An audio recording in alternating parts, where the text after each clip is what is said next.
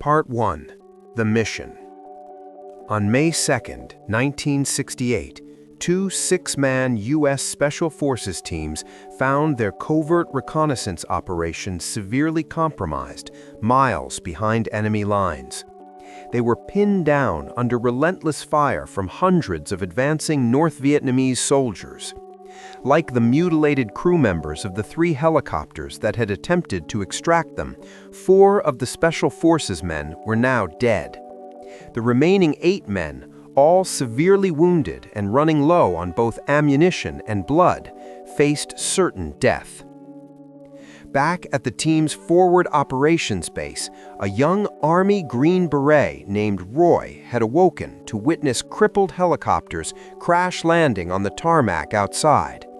It was an intense first day, as he had just arrived the day prior. Skipping breakfast, he walked over to the damaged helicopters, also known as slicks, and began asking if anyone knew the names of the men on the reconnaissance teams under fire. When they told him, his heart froze. His friends were out there. The hum of turbines filled the air. Roy spun around. One of the slicks was starting its takeoff procedures to go back. Without hesitation, Roy grabbed a medical bag lying on the ground and jumped inside the departing helicopter beside the 2 crew members. Their plan was to deliver an ammunition resupply to the teams and extract them if possible. Speeding through the air toward the firefight, Roy suddenly realized he didn't have his rifle, his pistol, or any of his protective combat gear. Carrying only his reconnaissance Bowie knife and a medical bag, Roy would be the only hope for those surviving 8 men. This is the story of Roy Benavidez and his 6 hours in hell. The early years. While his heroic actions on May 2, 1968 are incredible, the many struggles of Roy Benavidez's life before that fateful day are no less remarkable. Born August 5, 1935 in Texas, Raul Perez Benavidez lost both of his parents before he was 7 years old. His father died of tuberculosis when Roy was only 3, and his mother passed when he was 6. Rejected by his stepfather, he was adopted by his paternal uncle, Nicholas. Nicholas and his family, including Roy's grandfather, Salvador, loved Roy and his younger brother as much as their own children. Their family was proud of both their Mexican and Yaqui Indian heritage and shared this pride with the children. With racial tensions still dividing America during the 1940s and 50s, Roy's family nonetheless demonstrated pride for their country. His grandfather, Salvador, would say, "Benavidez is Mexican, but we are Americans." Through various stories, Salvador taught valuable lessons.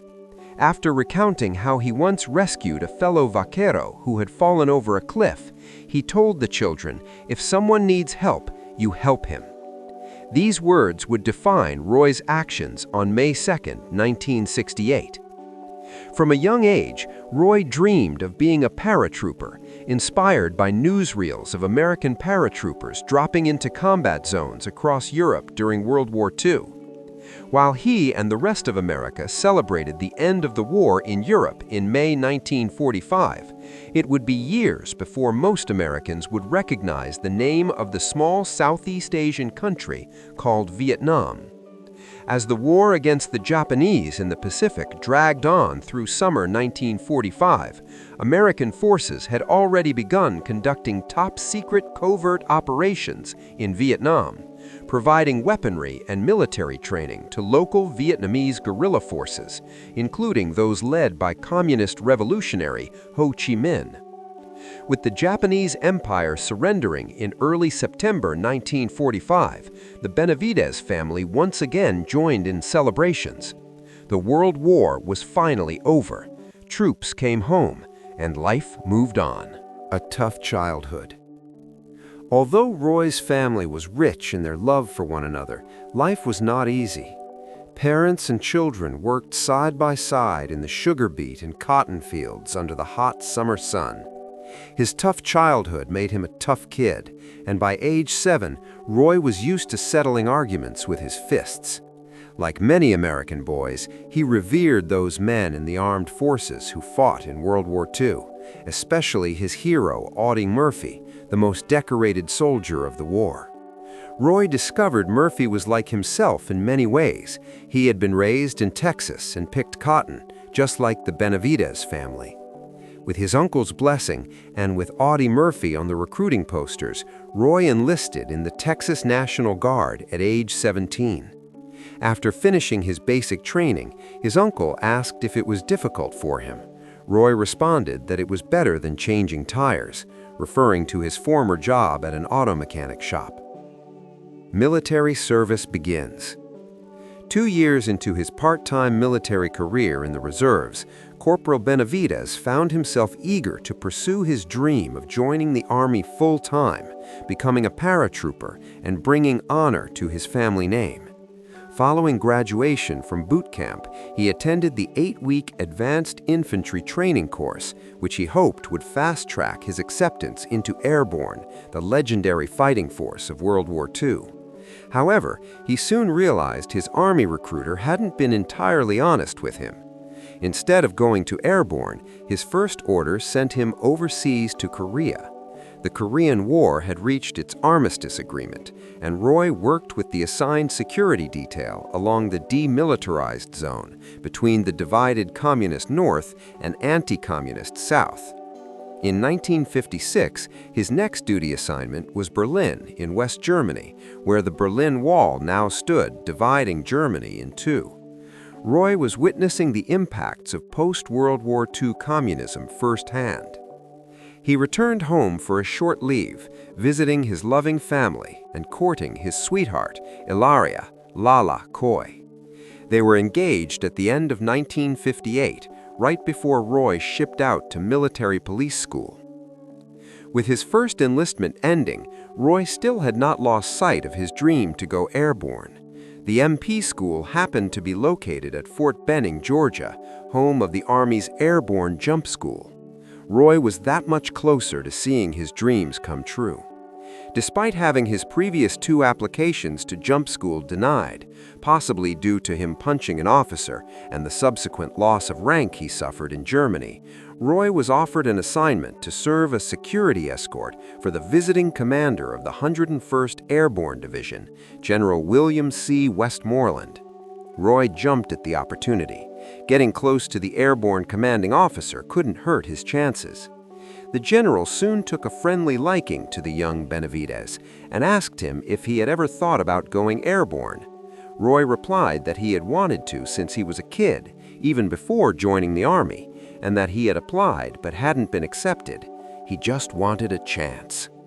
2 months later, with his enlistment paperwork up for review, he discovered an authorized invitation to attend jump school. He was in. Several weeks later, with his silver airborne jump wings now shining proudly on the breast of his uniform, newlywed Roy and his wife Lala relocated to his new duty station at Fort Bragg, North Carolina, where he was assigned to the 82nd Airborne Division. Vietnam and growing tensions. While regional instability and violence in Indochina had carried on since the end of World War II, November 1963, almost 20 years later, would be remembered for 2 significant events in world history. Following an effort to establish diplomacy in Vietnam between the warring parties of the North and South, on November 2, 1963, the tyrannical French colonial-minded president of South Vietnam, Ngo Dinh Diem, was assassinated during a military coup. The coup, led by a general of the Army of the Republic of Vietnam, or ARVN, was evidently encouraged, if not orchestrated, by agents of the Central Intelligence Agency. Like his South Vietnamese counterpart, U.S. President John F. Kennedy was assassinated only 20 days later, on November 22nd, under circumstances that remained controversial for decades. Vice President Lyndon B. Johnson immediately assumed the presidency. Under President Johnson's leadership, American efforts to halt the spread of communism in Asia were escalated, as South Vietnam fell into a string of military coups. Communist-backed fighters continuously advanced into South Vietnam. While the North Vietnamese Army advanced across the demarcation line from North Vietnam, by 1965, the National Liberation Front of South Vietnam, known as the Viet-Cong, had become firmly entrenched, recruiting new members in the southern region. Tunnels had been dug for years, concealing much of their growing strength under the very soil of South Vietnam. These tunnel systems assisted Viet-Cong fighters in their covert operations, conducting acts of terrorism on locals, as well as South Vietnamese Army forces and American advisors.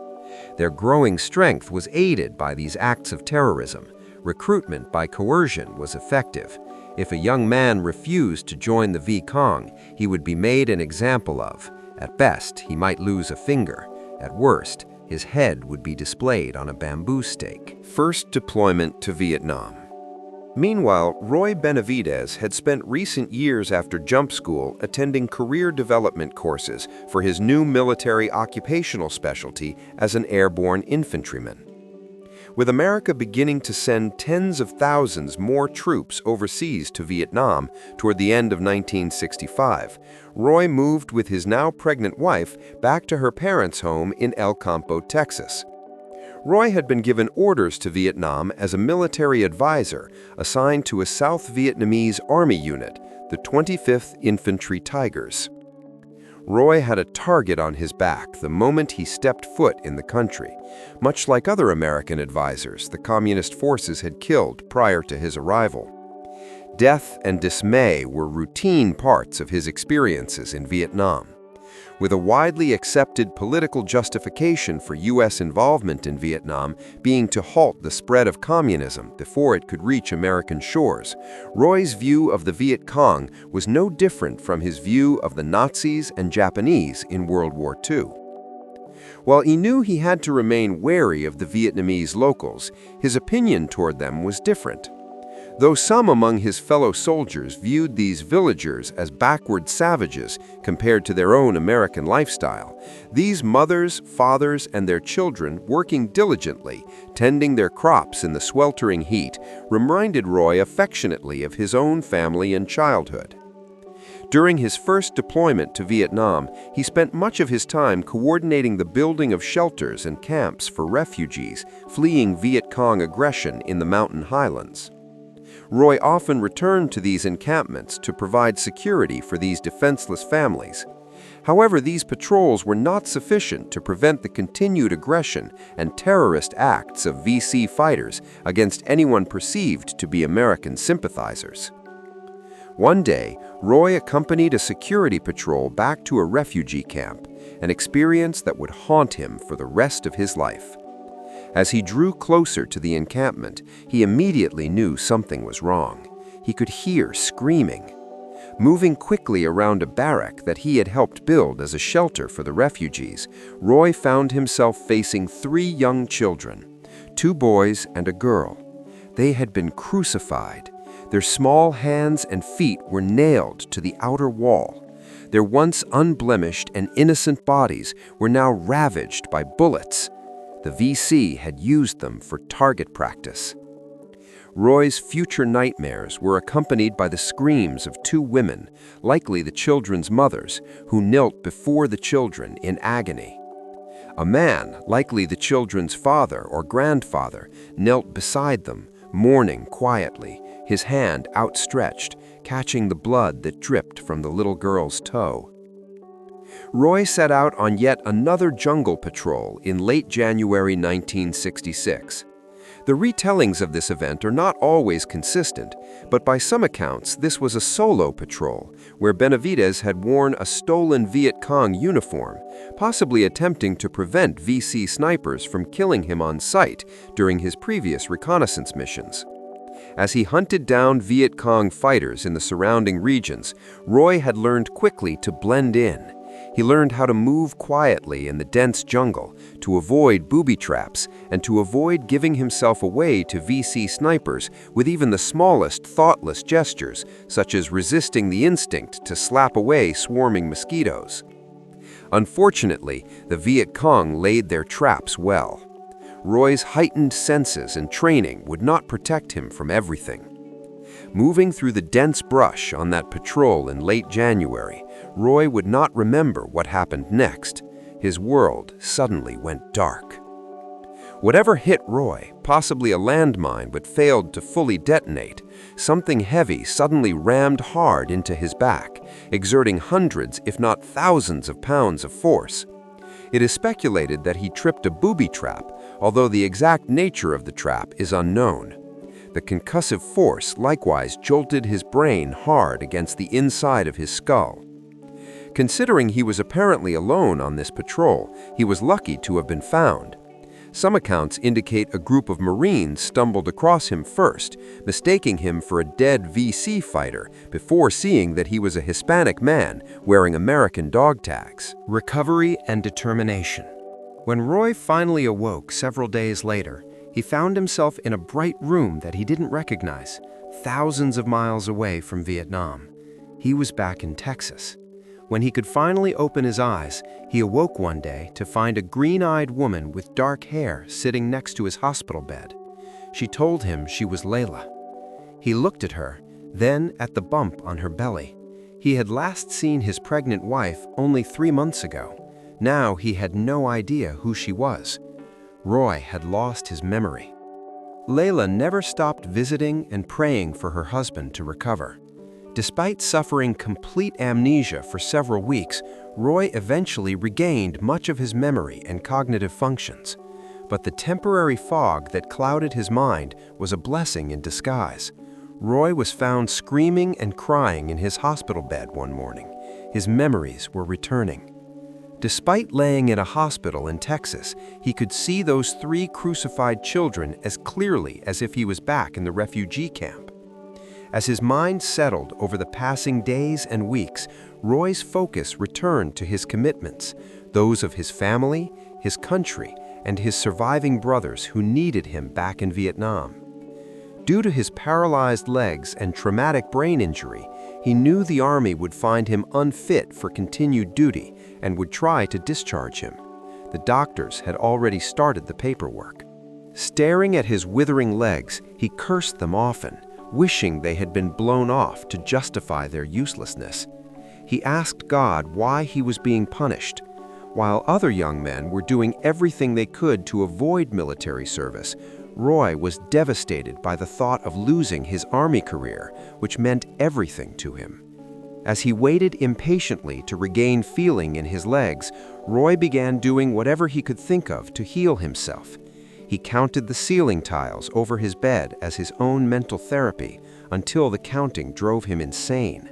With doctors pressuring him to accept discharge from the Army, for the first time in his life, Roy began to beg. He pleaded with them to give him more time. One evening in March 1966, 2 months after arriving at the hospital, an infuriated Roy dragged himself off his bed, crashing to the hard floor. From there, he began to crawl. Every night, when the nurses wouldn't be there to stop him, he would slowly pull himself up between nearby nightstands, pressing his back to the wall, feeling unbearable stabbing pains shoot through his back as he attempted to put weight on his legs. As his nurses repeatedly found him after these attempts, sprawled on the floor with the wounded men around him cheering his efforts, they finally obliged to send him to therapy. After only a week, Roy stood exhausted and in tears between the nightstands. He could bear his own weight again. The road back. By early summer, Roy had staved off his medical discharge and was working as an administrative assistant back at Fort Bragg, North Carolina with the 82nd Airborne Division. He was happy to still be in the Army, but Roy knew he wasn't cut out for desk work. He needed to be back in the field. Far from losing sight of his dreams, Roy had his heart set on becoming a Green Beret ever since he had learned about this distinguished Army Special Forces group. He had applied to be considered as a candidate before his deployment to Vietnam, before his injuries. Like other Special Forces units at the time, Marine Corps Force Recon, the Navy SEALs, and Army Rangers, the training and qualification process was extremely demanding, both physically and mentally. Few who applied ever saw it through to earning their Green Beret. The Green Beret's motto, de oppresso liber, to free the oppressed, stuck in Roy's mind through his desk work. He obsessed over the atrocities he had witnessed, those crucified children in Vietnam. He had to do something. He had to go back. Despite multiple denials of his requests to requalify for his active jump status due to his injuries possibly being worsened by the hard parachute landings, Roy's newly acquired administrative skills had taught him how to forge an authorization slip. In September 1966, after some smooth talking, he boarded a crowded aircraft with a parachute on his back. His wife was not impressed, but Roy persisted. He began to jog, then to run. Days became weeks, and less than a year from the day he entered the hospital in Texas, Roy Benavidez was ready. Green Beret training.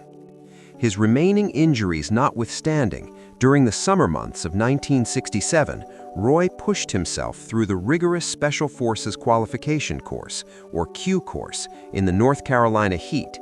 He learned to operate as part of the standard 12-man Special Forces A-team.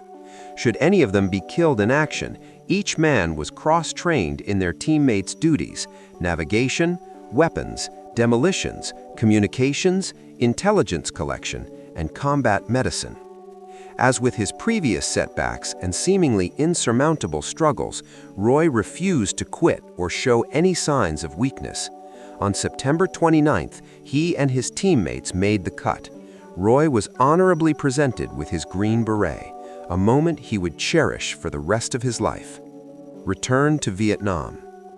Toward the end of 1967, piles of enemy corpses were taken as a sign of victory. American and South Vietnamese forces were certain that the enemy couldn't withstand the onslaught forever. North Vietnamese Communist leader Ho Chi Minh strongly disagreed. In Vietnam, the Green Berets mission was similar to Roy's previous deployment as an advisor assigned to various outposts. Each A-team would provide training to local counterinsurgency groups, teaching these civilian irregular defense fighters how to defend themselves against pro-communist aggression. They likewise conducted patrols and reconnaissance, assessing enemy movements and strengths, sending intel back to headquarters in Saigon. For the Green Berets, it was highly dangerous work. In addition to the many other frustrations these Special Forces operators encountered was the fact that their hands were tied. Although they often knew where the enemies were, they could do nothing about it, at least nothing that would be obvious to the rest of the world. Following President Johnson's approval, U.S. Special Forces units had been conducting top-secret reconnaissance missions over Vietnam's western border. They quickly discovered that large numbers of NVA and VC soldiers had been hiding out in international neutrality laws by hiding out in Cambodia. Declared a neutral country, Cambodia was nonetheless being used by communist fighters to harbor their troops, supplies, weapons caches, and prisoners of war. They would use their Cambodian installations to launch attacks against South Vietnamese forces, then flee back across the border, believing that Americans would not openly attack them on neutral soil. They weren't entirely correct in that assumption. After these hit-and-run attacks by the Viet Cong, American Special Operations troops still risked an international scandal by occasionally following the retreating enemy back over the border or conducting tactical operations against them inside Cambodia. However, since they were unable to simply level the enemy's illegal installations with artillery fire, they could only observe and report their findings back to their intelligence headquarters. China was putting increasing pressure on the leader of Cambodia, Prince Sihanouk, threatening severe consequences if Cambodia was found to be helping the Americans. The result of this restricted American involvement in Cambodia unfortunately allowed North Vietnamese forces to prepare for something much larger than the typical small-scale attacks. The Tet Offensive.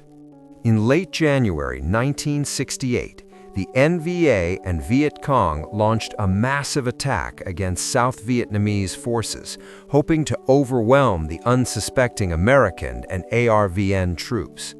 Launched on the Vietnamese Lunar New Year, Tet, this became known as the Tet Offensive. The North Vietnamese forces hoped that this surprisingly large attack would encourage their South Vietnamese allies to rise up and overthrow their American puppet government. The Tet Offensive lasted for nearly 8 months.